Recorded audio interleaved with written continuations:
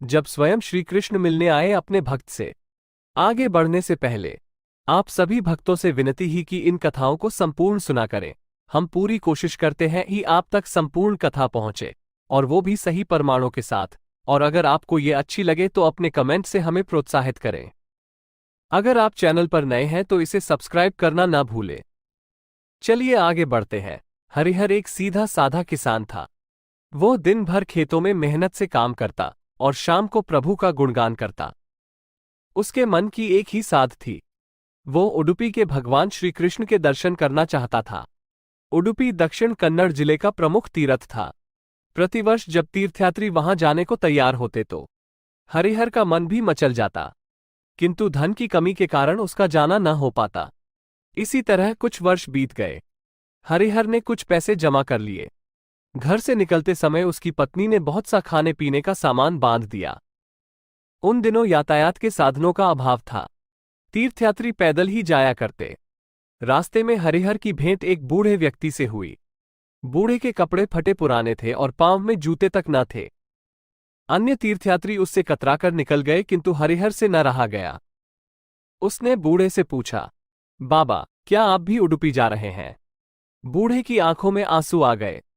उसने रूंधे स्वर में उत्तर दिया, मैं भला तीर्थ कैसे कर सकता हूं? एक बच्चा तो बीमार है और दूसरे बेटे ने 3 दिन से कुछ नहीं खाया। हरिहर भला व्यक्ति था। उसका मन पसीज गया। उसने निश्चय किया कि वो उडुपी जाने से पहले बूढ़े के घर जाएगा। बूढ़े के घर पहुंचते ही हरिहर ने सबको भोजन खिलाया। बीमार बच्चे को दवा दी। बूढ़े के खेत बीजों के अभाव में खाली पड़े थे। लौटते लौटते हरिहर ने उसे बीजों के लिए भी धन दे दिया। जब वो उडुपी जाने लगा तो उसने पाया कि सारा धन तो खत्म हो गया था। वो चुपचाप अपने घर लौट आया। उसके मन में तीर्थयात्रा न करने का कोई दुख न था, बल्कि उसे खुशी थी कि उसने किसी का भला किया है। हरिहर की पत्नी भी उसके इस कार्य से प्रसन्न थी। रात को हरिहर ने सपने में भगवान कृष्ण को देखा। उन्होंने उसे आशीर्वाद दिया और कहा, हरिहर, तुम मेरे सच्चे भक्त हो। जो व्यक्ति मेरे ही बनाए मनुष्य से प्रेम नहीं करता, वो मेरा भक्त कदापि नहीं हो सकता। तुमने उस बूढ़े की सहायता की और रास्ते से ही लौट आए। उस बूढ़े व्यक्ति के वेश में मैं ही था। अनेक तीर्थयात्री मेरी उपेक्षा करते हुए आगे बढ़ गए, एक तुमने ही मेरी विनती सुनी। मैं सदा तुम्हारे साथ रहूंगा। अपने स्वभाव से दया, करुणा और प्रेम का त्याग मत करना। हरिहर को तीर्थयात्रा का फल मिल गया था। दोस्तों, आपको ये कहानी कैसी लगी?